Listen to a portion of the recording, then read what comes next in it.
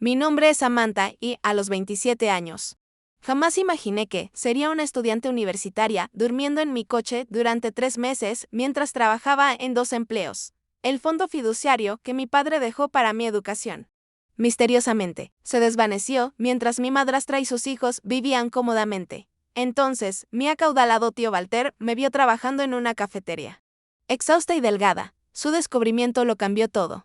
Antes de contarte cómo mi vida cambió de la noche a la mañana, dime desde dónde me estás viendo. Dale like y suscríbete si alguna vez tuviste que empezar de nuevo con nada más que determinación.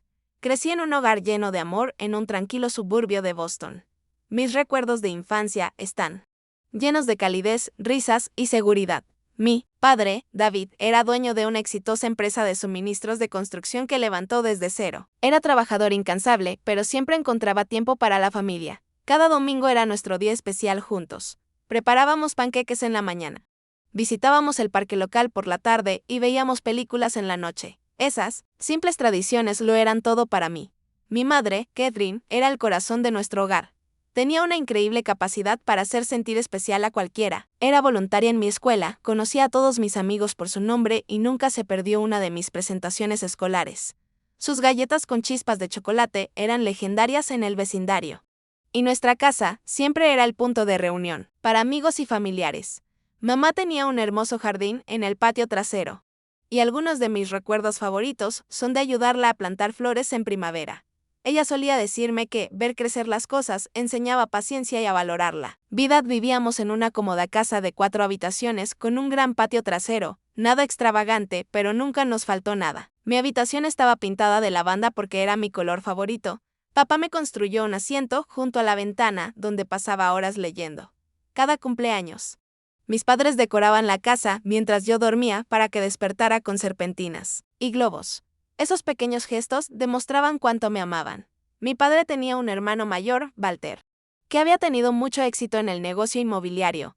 El tío Walter vivía en una mansión al otro lado de la ciudad y viajaba constantemente por negocios, a pesar de sus estilos de vida tan distintos.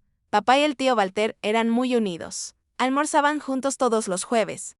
Una tradición que mantuvieron durante años. El tío Walter nunca tuvo hijos propios, así que me consentía como a su única sobrina. Para mi 10º cumpleaños, llevó a toda nuestra familia a Disney World, un viaje que aún guardo como un tesoro en mi memoria. Las celebraciones familiares siempre eran especiales. El Día de Acción de Gracias en nuestra casa, la Navidad en la de mi tío Walter. Mamá cocinaba durante días antes de Acción de Gracias, llenando la casa con aromas deliciosos. Las fiestas de Navidad de mi tío Walter eran elegantes, en su hermosa casa con un árbol que llegaba al techo y regalos para todos. Aquellas reuniones me hacían sentir parte de algo más grande que yo. Una familia con historia y tradiciones. Lo que yo no sabía entonces era que mi padre estaba planeando cuidadosamente mi futuro. Cuando nací, estableció un fondo fiduciario para mi educación. Cada mes lo alimentaba, a veces sacrificando sus propios gustos para asegurarse de que creciera. Era lo bastante sustancial como para cubrir una licenciatura y un posgrado, si lo deseaba. Papá estaba decidido a darme las oportunidades que él nunca tuvo. A menudo me decía, la educación es lo único que nadie podrá quitarte jamás. Semi soñaba con verme graduada de la universidad, la primera de nuestra familia, en lograrlo. Todo cambió cuando tenía 12 años. Mamá empezó a sufrir dolores de cabeza que no desaparecían. Tras semanas de síntomas preocupantes, llegó el diagnóstico: un tumor cerebral, agresivo e inoperable. Los médicos le dieron 6 meses. Ella luchó durante 8. Esos 8 meses transformaron nuestro hogar feliz en un lugar de susurros, horarios de medicamentos y visitas de enfermeras. Las facturas médicas se acumularon rápidamente, incluso con seguro. Papá comenzó a trabajar más horas para cubrir los gastos, mientras intentaba seguir presente para mamá y para mí. Lo escuchaba por las noches hablando por teléfono, negociando con las compañías de seguros o discutiendo planes de pago con el hospital. A pesar de sus esfuerzos por protegerme del estrés financiero, yo podía ver las líneas de preocupación profundizándose en su rostro. Crecí muy rápido en esa época. Mientras otros niños de 12 años hacían pijamadas o iban al centro comercial, yo aprendí a revisar la medicación de mamá, a ayudarla a ir al baño, a ser fuerte cuando ella no podía.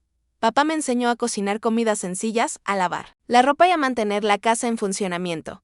Nos convertimos en un equipo. Unidos por nuestro amor a mamá y nuestra determinación de hacer que estuviera lo más cómoda posible, mamá murió en primavera, justo cuando el jardín que tanto amaba empezaba a florecer. El día de su funeral fue hermoso, con un cielo azul despejado y árboles en flor. Parecía injusto que el mundo se viera tan bello cuando nuestros corazones estaban destrozados. El tío Walter estuvo a nuestro lado en el cementerio, con su mano sobre el hombro de papá.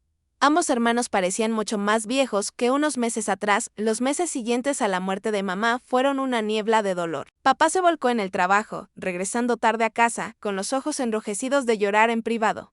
Yo tenía la cena lista para él, una habilidad que perfeccioné durante la enfermedad de mamá. Rara vez hablábamos directamente de nuestra pérdida, pero a veces nos sentábamos juntos a mirar álbumes familiares, compartiendo recuerdos de mamá. Aquellas noches tranquilas fortalecieron nuestro vínculo, aunque ambos luchábamos con el duelo durante ese periodo. El tío Walter se volvió más distante. Aún venía de vez en cuando a cenar y recordaba mi cumpleaños, pero los almuerzos de los jueves con papá se detuvieron. Más tarde supe que Walter había estado en desacuerdo con algunas decisiones de papá respecto a la atención médica de mamá, lo que creó tensión entre los hermanos. Papá nunca habló mal de Walter, pero su relación cercana claramente había cambiado. A pesar del dolor y los cambios, papá y yo establecimos una nueva normalidad. Mantuvimos vivas algunas de las tradiciones de mamá mientras creábamos otras propias. Yo sobresalía en la escuela, sabiendo que eso haría sentir orgullosos a ambos. Papá continuaba aportando a mí fondo educativo incluso en medio de las dificultades económicas que dejaron los gastos médicos de mamá. La vida era distinta, más triste, pero seguíamos adelante juntos, 2 años después de la muerte de mamá.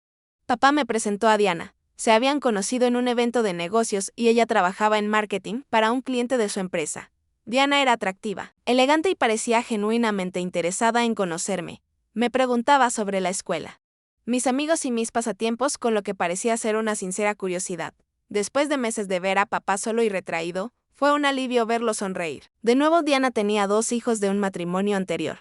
Brandon tenía 17 años, era alto, atlético y compartía el interés de su madre por los negocios. Zoe tenía 15, solo un año más que yo, artística y callada. Cuando nos conocimos en una cena, todos se comportaron lo mejor posible. Brandon le preguntó a papá sobre su empresa. Zoe me hizo un cumplido sobre mi collar y Diana se aseguró de que todos estuviéramos incluidos en la conversación. Recuerdo haber pensado que tal vez esto sí funcionaría, que podríamos convertirnos en una verdadera familia 6 meses después de conocerse. Papá y Diana se casaron en una pequeña ceremonia. Yo estaba feliz por él, aunque no podía evitar sentir que todo se movía demasiado rápido. Aún así, quise apoyarlo. Diana se mudó a nuestra casa con sus hijos y, de repente, nuestro hogar tranquilo volvió a estar ocupado y lleno de vida. Brandon tomó la habitación de invitados y Zoe se instaló en la pequeña oficina que papá convirtió en dormitorio para ella. Al principio, los cambios eran sutiles. Cuando papá estaba en casa, Diana era cálida e inclusiva. Me preguntaba por mi día, elogiaba mis logros y me incluía en las conversaciones familiares. Pero cuando papá estaba en el trabajo, había un cambio evidente en su actitud. Su sonrisa no alcanzaba sus ojos. Sus preguntas se parecían más a interrogatorios. Y comenzó a compararme desfavorablemente con Zoe. Brandon y Zoe captaron las señales de su madre. Nunca fueron abiertamente crueles, solo cada vez más desdeñosos. Hacían planes sin incluirme, tenían chistes internos de los que yo no formaba parte y, poco a poco, reorganizaban los espacios de la casa para adaptarlos a sus preferencias. Mi opinión en los asuntos del hogar fue volviéndose irrelevante. Un día regresé de la escuela y encontré que mi habitación había sido parcialmente despejada para hacer espacio a los materiales de arte de Zoe. Tu cuarto tiene la mejor luz, explicó Diana con una sonrisa forzada, y ustedes dos deberían compartir de todas formas. Les ayudará a unirse. Papá pensó que era una gran idea, ya que Diana se lo presentó como algo que ella y yo habíamos acordado juntas. Las fotos de mi madre comenzaron a desaparecer de las áreas comunes de la casa. Cuando pregunté por ellas, Diana dijo que habían sido cuidadosamente guardadas. No es saludable aferrarse al pasado. Cariño, tenemos que enfocarnos en nuestra nueva familia ahora. Los adornos navideños que mamá y yo habíamos coleccionado juntas misteriosamente nos salieron del almacenamiento en aquella primera Navidad. Nuestras recetas familiares tradicionales fueron reemplazadas por las de Diana, y nuestras costumbres navideñas habituales fueron descartadas en favor de unas nuevas. Papá trabajaba más horas que nunca. Diana lo alentaba, elogiando su ética de trabajo y diciéndole cuánto admiraba su ambición. Tú encárgate de proveer, amor. Yo me ocuparé de todo en casa, y sí se ocupaba, moldeando nuestro hogar y nuestras rutinas a su gusto. Mientras papá estaba ausente, el dinero se convirtió en un tema frecuente entre ellos. Yo escuchaba a Diana hablar del negocio, sugerir cambios, mencionar gastos. Las actividades de los niños son tan importantes, pero tan costosas, decía. O Brandon necesita un coche para la universidad el próximo año. Papá aceptaba lo que ella proponía, aparentemente agradecido por su interés en los asuntos de la empresa. Mientras tanto, mis propias actividades perdían prioridad. Cuando necesité dinero para un viaje escolar, Diana cuestionó si era realmente necesario. La universidad es cara, Samantha. Tenemos que ahorrar, no gastar en cosas frívolas. Lo dijo a pesar de saber de mi fondo educativo, que papá había mencionado, estaba destinado justamente a esos gastos. La distancia entre papá y yo se hizo más grande. Diana era experta en crear pequeños conflictos y luego posicionarse como la mediadora. Samantha está en esa edad difícil, le decía a papá cuando yo expresaba cualquier desacuerdo. Todos los adolescentes pasan por esta fase rebelde. Sugería que mi comportamiento era dañino para la dinámica de nuestra nueva familia, haciendo que papá se sintiera dividido entre nosotros. A pesar de todo, trataba de mantener mi relación con papá. Me levantaba temprano los sábados para desayunar con él antes de que los demás se despertaran. Hablábamos de la escuela, de su trabajo. Y a veces recordábamos a mamá. Esos momentos se hicieron cada vez más escasos, pues Diana empezó a programar actividades familiares que requerían preparación desde temprano, eliminando así nuestro tiempo privado. Intenté ser comprensiva. Papá parecía feliz, o al menos conforme con el nuevo arreglo. Había estado tan triste por tanto tiempo tras la muerte de mamá que me resistía a hacer cualquier cosa que pudiera alterar esa nueva estabilidad. Así que me adapté, mantuve la cabeza baja, me concentré en la escuela y esperé con ansias la universidad, donde podría volver a tener mi propio espacio. El negocio familiar empezó a mostrar señales de problemas aproximadamente un año después del matrimonio. Papá comenzó a llevarse trabajo a casa, pasaba las noches en la mesa del comedor, rodeado de papeles, con una expresión preocupada. Diana le llevaba café, le masajeaba los hombros y le aseguraba que estaba ahí para ayudarlo. Empezó a acompañarlo a reuniones de negocios y cenas con clientes, posicionándose como su socia en todo. Para cuando cumplí 16, me sentía como una invitada en mi propio hogar. Mi habitación, ahora compartida con Zoe, había sido redecorada a su gusto. Las comidas familiares giraban en torno al calendario deportivo de Brandon y a las clases de arte de Zoe. Mis logros escolares eran reconocidos, pero rápidamente quedaban opacados por las novedades sobre los hijos de Diana. Estaba claro quién era la verdadera familia y yo no formaba parte de ella. La llamada llegó un martes por la tarde. Durante mi penúltimo año de secundaria, estaba en la clase de química cuando la secretaria de la escuela apareció en la puerta, con el rostro sombrío. En la oficina, el director Martínez me dijo que había ocurrido un accidente. Papá conducía hacia una reunión con un cliente cuando otro conductor se pasó un semáforo en rojo y chocó su coche a toda velocidad. Estaba en estado crítico en él. Hospital Memorial de Boston. Diana ya estaba en el hospital cuando llegué. Brandon y Zoe estaban a su lado. Hablaba con los médicos con una voz serena y autoritaria. Cuando me vio, apenas asintió antes de volver a la conversación. El doctor usaba palabras como hemorragia interna y mínima actividad cerebral. Me quedé inmóvil, incapaz de procesar lo que estaba ocurriendo. Me dejaron verlo brevemente. Papá estaba conectado a tantas máquinas, su rostro golpeado hasta quedar irreconocible.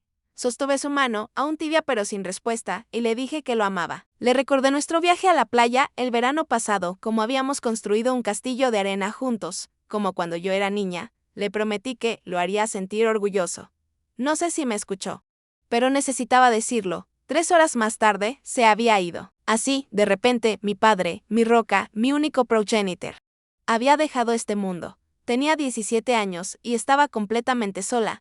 La sala de espera del hospital se convirtió en un borrón de rostros y voces. El tío Walter apareció, brevemente, luciendo sorprendido y más envejecido de lo que recordaba. Me abrazó con fuerza y me susurró: «Lo siento mucho, Samantha», pero Diana lo interceptó de inmediato, apartándolo para una conversación privada. No lo volví a ver hasta el funeral. Los días posteriores fueron surrealistas. Diana se hizo cargo de todos los preparativos del funeral, casi sin consultarme nada. El servicio se realizó en una iglesia a la que papá nunca había asistido, con un pastor que jamás lo conoció. Diana eligió un ataúd costoso y arreglos florales elaborados, presentándose como la viuda devastada. Durante el servicio, pronunció un discurso entre lágrimas sobre su breve pero apasionado matrimonio, colocando a sus hijos y a ella misma como el centro de la familia doliente. Yo estaba sentada en primera fila, entumecida y desconectada de todo. Aquello no se sentía como un homenaje al padre que yo conocía. No hubo mención a su amor por la música jazz, a sus terribles chistes de papá, ni a su tradición de hacer panqueques en forma de corazón cada día de San Valentín. El hombre que estaban recordando parecía un extraño. El tío Walter asistió al funeral, pero se mantuvo alejado de Diana. Se acercó a mí después del servicio y me entregó discretamente una tarjeta. Llámame cuando las cosas se calmen, dijo en voz baja, necesitamos hablar. Antes de que pudiera responder, Diana apareció a mi lado, llevándome hacia unos parientes lejanos que querían dar el pésame 3 días después del funeral. Nos reunimos con el abogado de papá para la lectura del testamento. Supe que papá lo había actualizado poco después de casarse con Diana. El negocio familiar había sido dejado a ella con la condición de que eventualmente pasara a mí cuando estuviera lista para asumirlo. La casa también fue heredada por Diana, con la provisión de que yo podía seguir viviendo allí hasta terminar la universidad. Lo más importante era que el fondo fiduciario para mi educación permanecía intacto para mí. Pero con Diana nombrada como fideicomisaria hasta mi 25º cumpleaños. El abogado explicó que el fondo era lo bastante grande como para cubrir una universidad de élite y estudios de posgrado, si yo lo deseaba. También había una herencia separada que recibiría al cumplir 25, lo que me daría una base sólida para mi vida adulta. Diana sintió complacida durante toda la reunión, apretándome la mano ocasionalmente en lo que podría parecer un gesto de apoyo, pero su agarre era demasiado fuerte, casi posesivo. Al salir de la oficina del abogado, comenzó de inmediato a hablar sobre la importancia de administrar esos bienes con responsabilidad en tiempos económicos difíciles. El cambio en Diana fue inmediato y total una vez que los asuntos legales quedaron resueltos. Esa misma noche convocó a una reunión familiar. Brandon y Zoe se sentaron a ambos lados de ella en el sofá, formando un frente unido. Yo me senté sola en el sillón que había sido el favorito de papá. Ahora que las formalidades han quedado atrás, necesitamos hablar de los arreglos prácticos. La voz de Diana sonaba fría, de negocios. Samantha, te mudarás al dormitorio pequeño de arriba. Brandon necesita tu cuarto, ya que en otoño empezará a ir a la universidad y necesita el espacio para su equipo de ejercicio y su área de estudio. Cuando protesté diciendo que era mi habitación de la infancia, llena de recuerdos, la expresión de Diana se endureció. Esta casa ahora me pertenece y yo decidiré cómo se usa el espacio. Tu padre querría lo mejor para todos nosotros, no solo para ti esa noche. Brandon y Zoe ayudaron a su madre a trasladar mis pertenencias al ático convertido en habitación, un espacio con techos inclinados y mala calefacción. Muchas de mis cosas misteriosamente no hicieron la transición, incluyendo varios recuerdos de mi madre y fotos de nuestra familia original. En pocas semanas, todo rastro visible de la vida de mis padres juntos había sido borrado de la casa. Las fotos familiares fueron reemplazadas por otras nuevas en las que aparecían Diana, sus hijos y, ocasionalmente, mi padre. Era como si mi madre nunca hubiera existido y como si mi propia infancia hubiera sido eliminada de la narrativa familiar. La dinámica en casa se volvió cada vez más hostil. Diana criticaba todo, desde mi apariencia hasta mis hábitos de estudio. Tu padre se mató trabajando para proveerte, decía.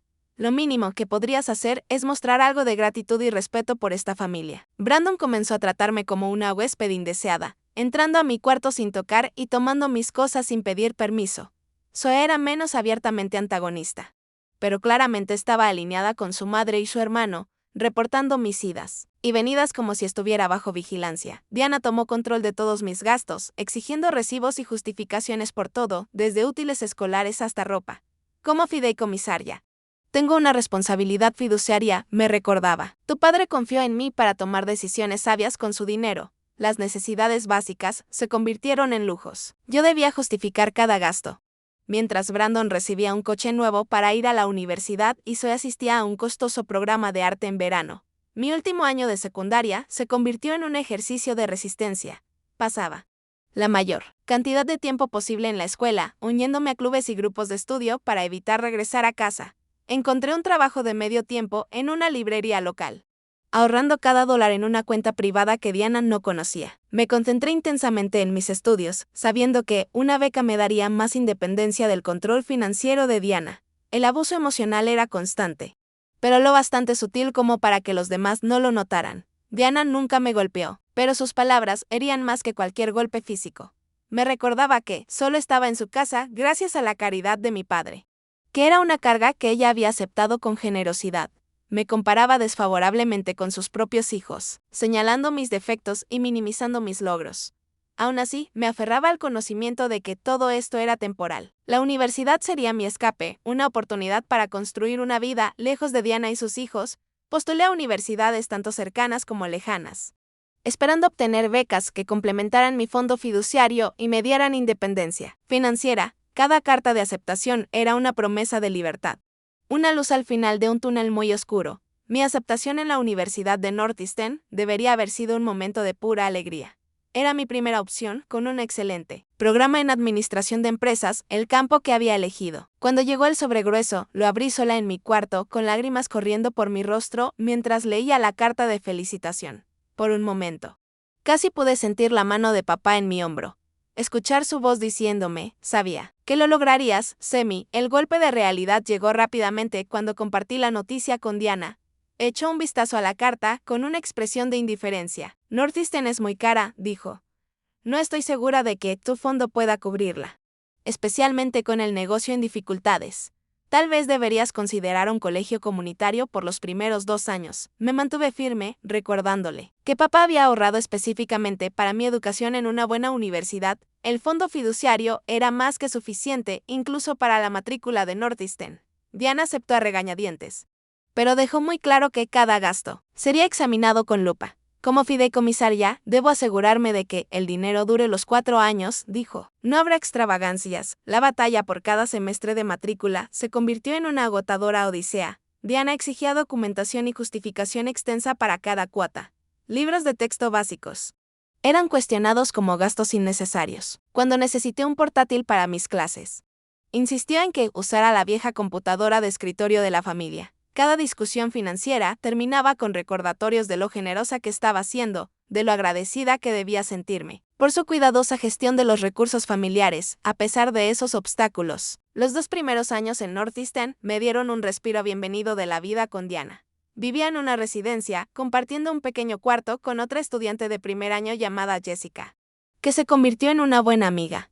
Ese espacio reducido era un paraíso comparado con el ambiente hostil de lo que alguna vez fue mi hogar. Me entregué de lleno a los estudios, me uní a organizaciones estudiantiles y comencé a construir una vida independiente de la influencia de Diana. Limitaba mis visitas a casa al mínimo, generalmente solo en días festivos importantes. Cada regreso era más difícil que el anterior. Diana pasaba la primera hora enumerando todas las formas en que la había decepcionado, seguida de detallados reportes sobre lo bien que Brandon sobresalía en la escuela de negocios y lo brillante que Zoe se volvía en su programa de arte. Mi cuarto había sido vaciado progresivamente de mis pertenencias, con más de mis cosas relegadas a cajas en el garaje cada vez que volvía. El verano después de mi segundo año conseguí unas prácticas que me permitieron quedarme en Boston, en lugar de regresar a casa. A Diana no le agradó, pero no pudo discutir con el valor profesional que eso me aportaría. Ese verano me dio mi primera probada de verdadera independencia, administrando mi propio, subarriendo de apartamento y presupuesto. Sin la intromisión de Diana, todo cambió durante mi tercer año. Diana me llamó a su casa para lo que llamó una importante discusión financiera. Sentada en la mesa del comedor con hojas de cálculo frente a ella, explicó que el negocio familiar estaba en problemas. La economía nos ha golpeado fuerte, dijo, aunque yo había leído que la industria de la construcción en realidad estaba en auge. Tenemos que tomar decisiones difíciles sobre los gastos. La decisión difícil resultó ser era una reducción drástica de mi financiamiento educativo. Diana afirmaba que el fondo fiduciario había tenido un bajo rendimiento y que necesitaban reasignar recursos temporalmente. Mi matrícula sería cubierta, pero alojamiento, libros y todos los gastos de manutención correrían ahora por mi cuenta. Cuando pedí ver los estados de cuenta del fondo, Diana se puso a la defensiva. No aprecio tu falta de confianza, Samantha.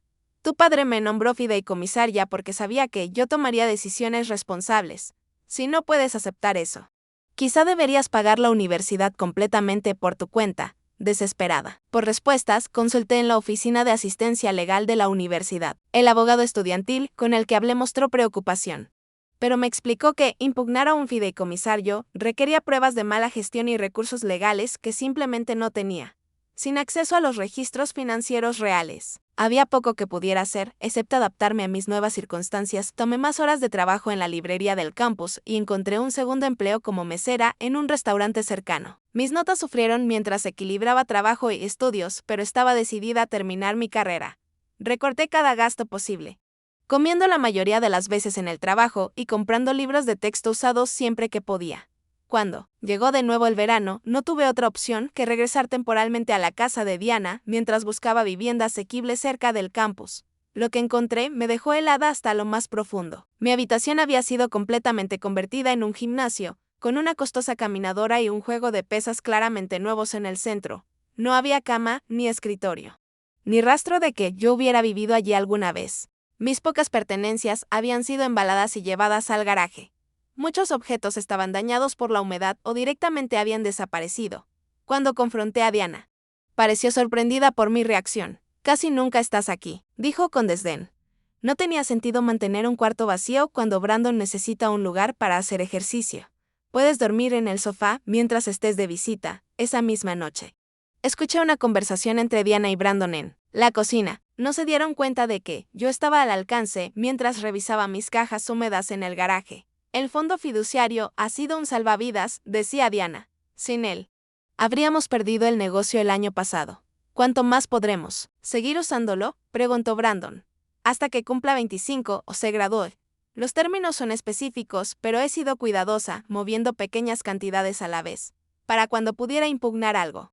El dinero ya estará completamente integrado en el negocio, y si lo descubre, no tiene pruebas ni recursos para enfrentarnos legalmente. Tu padre era meticuloso con el papeleo, en los documentos. Todo parece legítimo, inversiones que simplemente no dieron el resultado esperado. Me sentí físicamente enferma al escuchar esa conversación. Estaban robando sistemáticamente mi herencia, el dinero que papá había ahorrado cuidadosamente para mi futuro. Los supuestos problemas del negocio probablemente eran inventados. Una excusa para apropiarse de mi fondo fiduciario en beneficio propio. Había sido ingenua confiando en que Diana honraría sus obligaciones legales y morales como fideicomisaria. Esa noche, durmiendo en el incómodo sofá de lo que alguna vez fue mi hogar, tomé una decisión. No confrontaría a Diana directamente. No todavía. Encontraría la manera de mantenerme por mí misma. Documentar todo lo que pudiera y construir un caso para el momento en que tuviera los recursos para contraatacar. No le daría ninguna razón para cortarme por completo del fondo fiduciario que aún quedaba. A la mañana siguiente, le dije a Diana que había encontrado alojamiento de verano en Boston con unos amigos. Era mentira, pero necesitaba escapar antes de que mi rabia me delatara. Empaqué lo poco que pude rescatar del garaje. Me despedí fríamente de la familia que nunca me había aceptado y conduje de regreso a la ciudad sin un plan real más allá de sobrevivir. Mi primera noche en el coche, estacionada en un Walmart, a las afueras de Boston, fue una llamada de atención aterradora. Cada ruido me hacía saltar. Cada auto que pasaba era una amenaza potencial. Había organizado las pocas pertenencias que traje en el asiento trasero y el maletero, creando un pequeño espacio para dormir en el asiento del conductor reclinado. Mi confiable Honda Civic, regalo de papá en mi 16º cumpleaños antes de morir, se convirtió en mi único hogar, con el semestre de otoño aún a 2 meses de distancia. Necesitaba encontrar trabajo de inmediato y establecer una rutina que me permitiera vivir sin ser detectada en mi coche. Mis ahorros del año escolar no durarían mucho, especialmente porque debía mantener las apariencias para ocultar mi situación. A la mañana siguiente, me inscribí en un gimnasio abierto las 24 horas. Por $30 al mes tenía acceso a duchas limpias, baños y un lugar donde pasar el tiempo en caso de mal clima. Aprendí a llegar temprano, alrededor de las 5:30 de la mañana, cuando el gimnasio estaba casi vacío. Podía ducharme, cambiarme y prepararme para el día sin llamar la atención sobre mi situación. Encontrar lugares seguros para estacionar se volvió un arte. Rotaba entre varios sitios, el estacionamiento de Walmart, una tranquila calle residencial, cerca de la universidad, de vez en cuando, el estacionamiento del centro comercial, donde la seguridad era mínima. Nunca me quedaba en un mismo lugar más de 2 noches seguidas para evitar ser descubierta. Los estacionamientos de hospitales eran buenos en emergencias, pues siempre tenían actividad y seguridad, lo que los hacía relativamente seguros para una mujer sola. Conseguí un trabajo en una cafetería cerca del campus que abría a las 6 de la mañana. El turno temprano se adaptaba a mi nuevo horario de sueño, y el gerente estaba impresionado con mi disposición a trabajar cuando otros preferían dormir. Las propinas eran decentes. Y el trabajo tenía la ventaja de café gratis y comida con descuento. Más importante aún, me daba un lugar legítimo donde estar durante el día. Por las tardes y fines de semana, tomaba turnos en una tienda de ropa del centro comercial, entre los dos trabajos. Estaba trabajando casi 70 horas a la semana, lo que me dejaba poco tiempo para detenerme a pensar en mis circunstancias. Cada dólar iba directo a una nueva cuenta bancaria. Diana no sabía nada de la red de seguridad que yo estaba construyendo para el próximo año escolar. El desgaste físico era inmenso. La espalda me dolía constantemente por dormir en el asiento del coche. El verano en Boston traía un calor y una humedad sofocantes que hacían del sueño algo difícil e incómodo. Dejaba las ventanas entreabiertas para que entrara aire, pero siempre preocupada por la seguridad. Las tormentas eran lo peor, llenando el coche de humedad que nunca terminaba de secarse en el aire húmedo. Desarrollé sistemas para cada aspecto de mi nueva vida. Mi ropa estaba organizada en bolsas de vacío guardadas en el maletero. Un pequeño refrigerador portátil contenía alimentos perecederos básicos que reponía a diario con hielo de la cafetería. Mi portátil y mis documentos importantes estaban siempre conmigo en una mochila. Hacía la colada una vez por semana en una lavandería automática, aprovechando ese tiempo para estudiar o leer. La higiene personal requería soluciones creativas. El champú en seco se volvió esencial para los días en que no podía ir al gimnasio antes del trabajo. Las toallitas húmedas servían para limpiezas rápidas. Mantenía mi apariencia meticulosamente cuidada, sabiendo que lucir desaliñada podría levantar sospechas. Rotaba cuidadosamente mi limitado guardarropa, asegurándome de que mis compañeros de trabajo no notaran que usaba los mismos pocos conjuntos una y otra vez. La biblioteca se convirtió en mi santuario durante las horas libres, con aire acondicionado, silenciosa y gratuita. Me daba un lugar para estudiar, usar wifi y simplemente existir con comodidad. Llegaba cuando abría y muchas veces me quedaba hasta el cierre, usando las salas de estudio y los laboratorios de computación. Los bibliotecarios llegaron a conocerme como una estudiante dedicada, sin sospechar jamás que no tenía otro lugar a donde ir. Encontrar baños era una preocupación constante. Hice un mapa mental de cada instalación pública que ofreciera suficiente privacidad y limpieza. Cafeterías, librerías y ciertos restaurantes de comida rápida se convirtieron en paradas confiables en mis desplazamientos diarios por la ciudad. Aprendí cuáles lugares eran indulgentes con los no clientes y cuáles exigían una compra.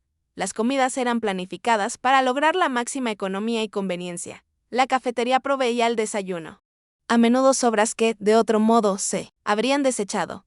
El almuerzo solía ser algo que no requiriera refrigeración, como sándwiches de mantequilla de maní o barritas energéticas. Para la cena, compraba ensaladas o sándwiches preparados en el supermercado, comiéndolos en mi coche en un banco del parque. A medida que avanzaba el verano, me volví experta en esa existencia nómada.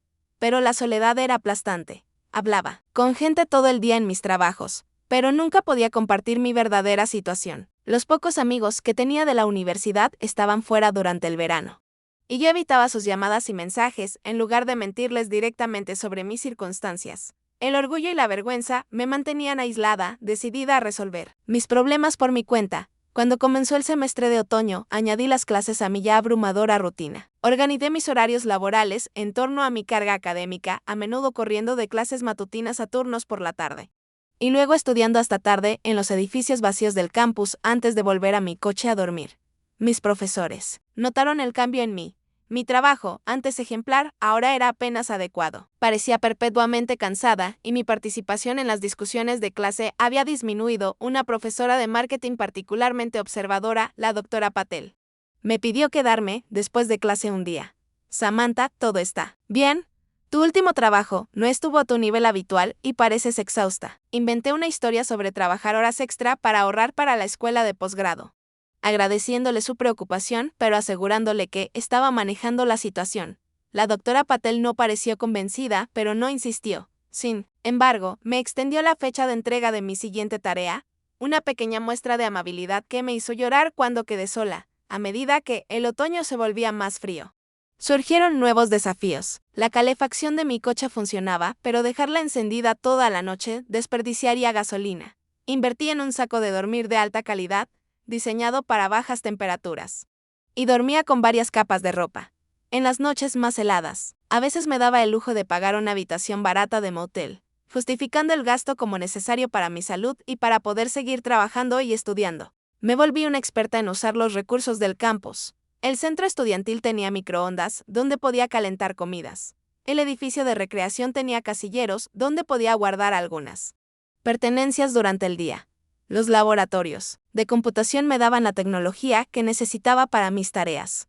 Aprovechaba cada evento gratuito que ofreciera comida, envolviendo porciones extra para guardarlas y comer más tarde. A pesar de todo, mantenía la apariencia de normalidad. Para mis compañeros y colegas, yo era solo otra estudiante trabajadora, quizá más dedicada que la mayoría. Nadie sospechaba que, al terminar mis turnos, no tenía un hogar al cual regresar, ni una cama propia, ni una familia que apoyara mis esfuerzos. Llevaba viviendo esta doble vida por más de 3 meses cuando el destino intervino en forma del tío Walter. Estaba trabajando el turno de la mañana en la cafetería, con el cabello prolijamente recogido, el uniforme impecable, a pesar de haberlo planchado en el baño del gimnasio. La sonrisa firme mientras tomaba pedidos y preparaba bebidas. La hora punta acababa de pasar cuando una voz familiar pidió un simple café negro. Al levantar la vista, me quedé paralizada. El tío Walter estaba frente a mí. Más viejo y con más canas de lo que recordaba, pero inconfundible. Él parecía igualmente sorprendido, mirándome con el ceño fruncido. «Samantha, ¿eres tú?», asentí, de repente consciente de lo delgada que me había vuelto, de lo agotada que debía lucir pese a mis esfuerzos por aparentar normalidad. «Hola, tío Walter». Ha pasado un tiempo, se hizo a un lado para dejar que otros clientes ordenaran, esperando hasta que mi compañera pudo cubrirme antes de hacerme señas para unirnos en una mesa de la esquina. Mi gerente, viendo la posibilidad de una reunión familiar, me dejó ir a un breve descanso. «¿Qué haces trabajando aquí?», preguntó Walter, con un tono preocupado más que crítico. «Pensé que estarías concentrada en tus estudios. Diana mencionó que te iba bien en Northeastern». La mención del nombre de Diana me encendió una oleada de rabia. «Cuando hablas con Diana, rara vez. Una llamada de cortesía sobre el negocio, de vez en cuando. No somos cercanos». Estudió mi rostro con atención. «Samantha, luces exhausta. ¿Todo está bien?». Quizá fue la genuina preocupación en su voz, o el estrés acumulado de meses fingiendo. Pero algo dentro de mí se quebró.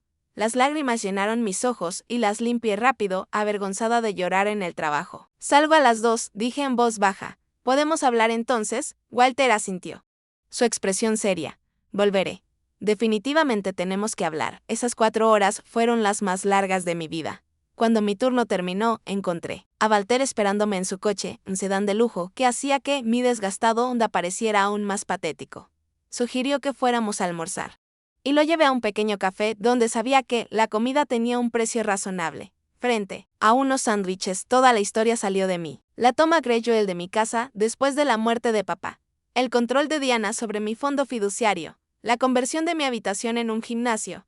La conversación que escuché sobre usar mi dinero para salvar el negocio. Mi situación actual, viviendo en mi coche, trabajando en 2 empleos, mientras intentaba mantener mis estudios. Walter escuchó sin interrumpir, su expresión oscureciéndose con cada detalle. Cuando terminé, guardó silencio un largo momento, con las manos fuertemente entrelazadas sobre la mesa.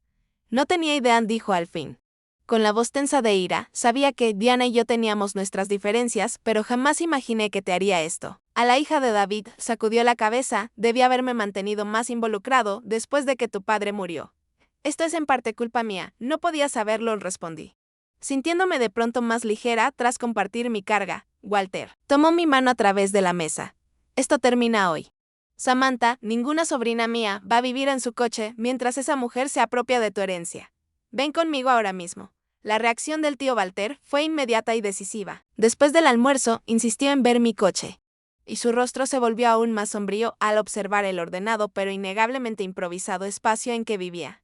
Mis pocas pertenencias estaban cuidadosamente guardadas en el maletero y, en el asiento trasero, una pequeña almohada y una manta estaban dispuestas sobre el asiento del conductor reclinado. Un enfriador en el espacio para los pies del pasajero contenía algunos alimentos perecederos. «Esto es inaceptable», dijo Walter con firmeza. «Empaca lo que necesites para esta noche. Vas a venir a mi casa inmediatamente». Dudé, con el orgullo y la independencia en conflicto con la necesidad desesperada. «No quiero ser una carga», la expresión de Walter se suavizó. «Eres familia. Samantha, la única familia que me queda. Nunca podrías ser una carga». Su voz se quebró levemente. «Tu padre estaría destrozado al verte viviendo así.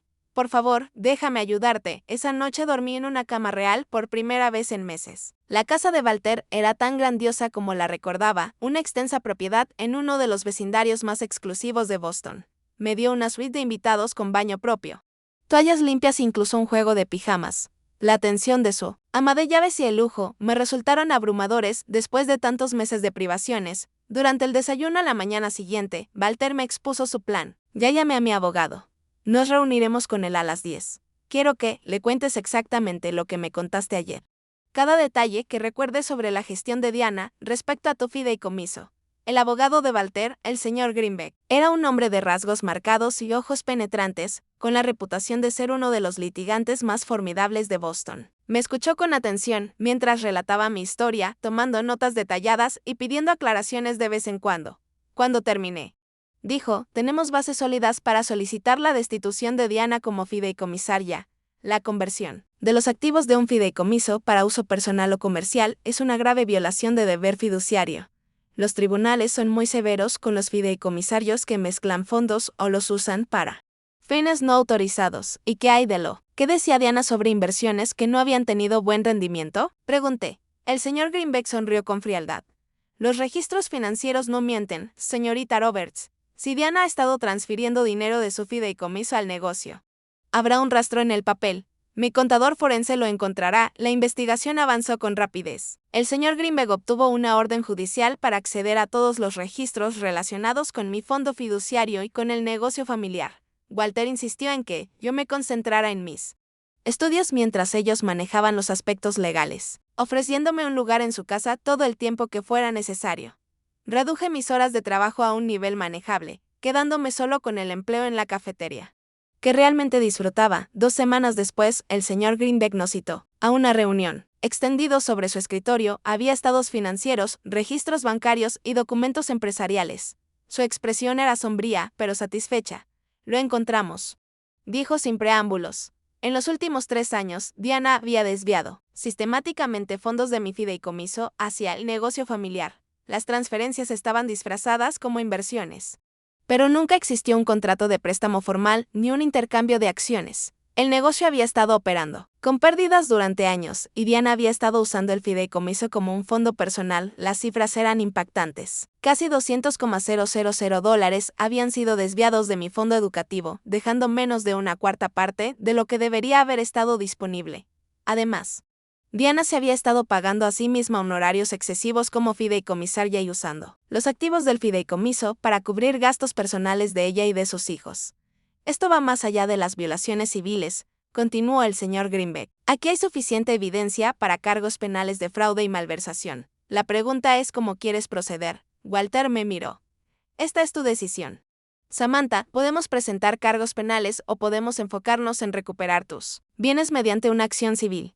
De cualquier manera, Diana será destituida como fideicomisaria de inmediato. Pensé en Diana, en Brandon y en Zoe, quienes me habían expulsado sistemáticamente de mi propia casa y robado mi herencia. Pensé en dormir en mi coche durante el calor del verano y el frío del otoño. Pensé en trabajar hasta que mis manos se agrietaban y mis pies se llenaban de ampollas. Todo mientras ellos vivían cómodamente con el dinero que mi padre había ahorrado para mi futuro. Ambos, dije con firmeza. Quiero seguir adelante con ambas acciones, la penal y la civil. Lo que hicieron estuvo mal y debían enfrentar las consecuencias. La confrontación ocurrió en la oficina del señor Greenbeck. Diana llegó acompañada de su propio abogado, un hombre nervioso que parecía abrumado por la situación. Ella mantuvo la compostura hasta que el señor Greenbeck comenzó a presentar metódicamente las pruebas, momento en el cual su fachada empezó a resquebrajarse. Eran inversiones legítimas para el negocio, insistió. David habría querido que la empresa se preservara para el futuro de Samantha. Entonces, ¿por qué no hubo un acuerdo formal de inversión?, replicó el señor Greenbeck. ¿Por qué las transferencias fueron ocultadas en la contabilidad del fideicomiso? ¿Y por qué se estaban pagando gastos personales de Brandon y Zoe con los activos del fideicomiso? El abogado de Diana le susurró con urgencia al oído, pero ella lo apartó. Estaba haciendo lo mejor para la familia. El negocio necesitaba capital y el fideicomiso estaba ahí sin usarse. No estaba ahí sin usarse, dije yo, encontrando mi voz. Era mi futuro. Estaba destinado a mi educación y seguridad, no para salvar un negocio en quiebra ni para comprarle un coche a Brandon. Los ojos de Diana se entrecerraron. Siempre fuiste tan arrogante. Samantha, siempre esperando un trato especial solo porque eras la preciosa hija de David. Te malcrió. Y mira cómo le pagas su memoria, atacando la empresa familiar que él construyó. Walter, que había permanecido en silencio, finalmente habló. El negocio estaba fracasando por tu mala gestión, Diana. No por Samantha. David construyó una empresa rentable que tú llevaste a la ruina y luego robaste a su hija para cubrir tus errores. Diana se volvió hacia Walter con el rostro lleno de veneno. Siempre estuviste celoso del éxito de David, de su familia. Por eso te entrometiste para poner a Samantha en mi contra. No soportabas verme continuar con su legado. Mi hermano y yo tuvimos nuestras diferencias, respondió Walter con calma, pero él estaría horrorizado por lo que has hecho. Usar la herencia de su hija para apuntalar tu negocio fallido mientras ella dormía en su coche. Eso no es continuar ningún legado que David. Reconocería. La revelación de que yo había estado sin hogar pareció atravesar por un instante la armadura de Diana. Por un momento, una genuina sorpresa cruzó su rostro antes de recomponerse. Si Samantha eligió vivir en su coche en lugar de aceptar los límites razonables de nuestro hogar. Esa fue su decisión. La reunión terminó con el señor Greenbeck presentando a Diana dos opciones: aceptar un acuerdo que incluía su destitución inmediata como fideicomisaria, la restitución completa de los fondos malversados y su renuncia a la empresa familiar, o enfrentar tanto un proceso civil como penal. El abogado de Diana finalmente logró hacerse escuchar, llevándola aparte para una consulta privada. Cuando regresaron, Diana aceptó de mala gana los términos del acuerdo. Aunque sus ojos prometían venganza, el proceso legal tomó varias semanas más. Pero los resultados fueron contundentes. Diana fue destituida como fideicomisaria con Walter nombrado en su lugar. El tribunal ordenó la restitución total de los fondos desviados más los intereses. Diana se vio obligada a vender su participación en la empresa familiar para pagar la sentencia, quedando la compañía bajo administración profesional hasta que yo estuviera lista para decidir sobre su futuro. A pesar de aceptar el acuerdo, Diana aún enfrentó cargos penales por fraude. El fiscal de distrito, al recibir las pruebas que el señor Greenbeck había reunido, decidió seguir adelante con el caso de manera independiente. Diana finalmente aceptó un acuerdo judicial que incluía libertad condicional, servicio comunitario y una marca permanente en su historial que le impediría desempeñarse como fideicomisaria o administradora financiera en el futuro durante todo este proceso. Walter me apoyó incondicionalmente. Insistía en que me concentrara en reconstruir mi vida y completar mis estudios mientras él manejaba los detalles legales y financieros. Tu padre siempre fue el responsable, me dijo una noche. Jamás habría permitido que esto sucediera. Si hubiera vivido, lo mínimo que puedo hacer es ayudar a corregirlo conforme pasábamos más tiempo juntos. Walter compartía conmigo detalles sobre mi padre que yo nunca había sabido. Se habían distanciado después de la muerte de mi madre, en parte porque Walter había desaprobado a Diana desde el principio. La vi con claridad de inmediato, admitió. Pero David estaba solo y vulnerable tras la muerte de Catherine, cuando intenté advertirle. Solo creé más distancia entre nosotros. Es uno de mis mayores arrepentimientos no haber intentado con más fuerza mantenerme cerca de ustedes dos. Walter también reveló que había sido diagnosticado con cáncer el año antes de que mi padre muriera, lo que explicaba su retiro de las actividades familiares. No quería cargar a David con mi enfermedad mientras aún lloraba a Catherine. Para cuando estuve en remisión, Diana ya había establecido su influencia y yo había quedado prácticamente fuera. Aquellas conversaciones me ayudaron a comprender las complejas dinámicas familiares que habían conducido a mi situación. También crearon un nuevo lazo entre Walter y yo. Una conexión que comenzó a sanar parte de la pérdida que había sufrido. La restitución de mi fondo fiduciario y la compensación adicional del acuerdo significaban que podía completar mi educación sin preocupaciones financieras. Me mudé a un apartamento pequeño pero cómodo cerca del campus. Doné la mayoría de la ropa y los suministros que había usado durante mi periodo de indigencia y poco a poco empecé a sentirme segura otra vez. El negocio familiar, ahora bajo administración profesional, comenzó a recuperarse una vez liberado del mal manejo de Diana. Los administradores que Walter contrató enviaban informes regulares, enseñándome sobre la empresa que mi padre había construido para que eventualmente pudiera decidir si venderla o asumir un papel activo en su funcionamiento. En cuanto a Diana, Brandon y Zoe se mudaron a otro estado después del acuerdo. Supe por conocidos en común que vivían en circunstancias mucho más reducidas. La reputación de Diana en la comunidad empresarial había quedado manchada por los procesos legales. No sentí satisfacción por su caída, solo alivio de que ya no formaran parte de mi vida. Reconstruir mi vida, después de meses sin hogar y años de abuso emocional, no fue un proceso inmediato. Incluso con la seguridad financiera restablecida y un lugar seguro, Donde vivir, los impactos psicológicos persistían. Me despertaba en pánico en mi nuevo apartamento, desorientada por un instante y esperando encontrarme en mi coche. Acumulaba comida y mantenía una bolsa de emergencia lista. Incapaz de confiar plenamente en que mi situación era estable, el tío Walter reconoció esas señales de trauma y me sugirió con suavidad: considera la terapia. No hay vergüenza en buscar ayuda. Lo que pasaste dejaría cicatrices en cualquiera. Con su apoyo, comencé a ver a la doctora Morales, una terapeuta especializada en trauma familiar y desplazamiento. En esas sesiones aprendí a procesar el complejo duelo de perder a ambos padres, la traición de mi familia política y el miedo y la vergüenza de mi periodo sin hogar. La doctora Morales me ayudó a comprender que mi hipervigilancia y ansiedad eran respuestas normales a circunstancias anormales, no debilidades ni fallas en mi carácter. Sobreviviste a una situación increíblemente difícil. Me recordaba con frecuencia los mecanismos de afrontamiento que te ayudaron entonces. Quizá ya no te sirvan ahora, pero fueron valiosos cuando los necesitaste. Ahora podemos trabajar en desarrollar nuevas herramientas para tu realidad actual.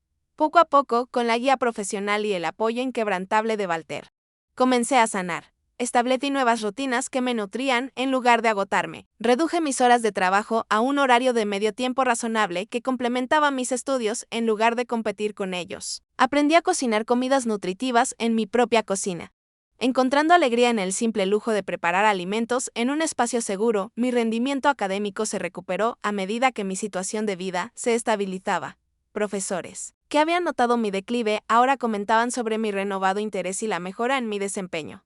La doctora Patel, quien me había mostrado amabilidad en mi momento más difícil, se convirtió en una mentora valiosa, guiando mi interés en la ética empresarial hacia una posible carrera profesional. Walter y yo establecimos una nueva relación familiar, diferente pero igualmente valiosa a la que había perdido. Cenábamos juntos cada domingo, creando nuestra propia tradición. Compartió historias sobre la juventud de mi padre y sus primeros proyectos empresariales juntos. A través de sus recuerdos, obtuve una imagen más completa del hombre que había sido mi padre antes de que el dolor lo transformara. La resolución legal con Diana no solo me brindó restitución financiera, sino también una forma de validación. Los tribunales habían reconocido el daño que se me había hecho, afirmando que no había imaginado ni exagerado el maltrato. Ese reconocimiento oficial ayudó a contrarrestar años de manipulación psicológica y de haber sido desestimada a medida que mi crisis inmediata se desvanecía.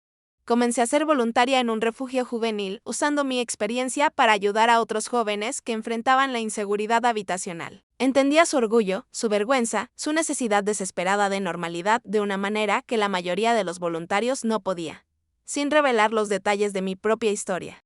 Podía ofrecer empatía genuina y consejos prácticos. Ese trabajo voluntario eventualmente me llevó a un puesto de medio tiempo coordinando servicios para estudiantes universitarios sin vivienda.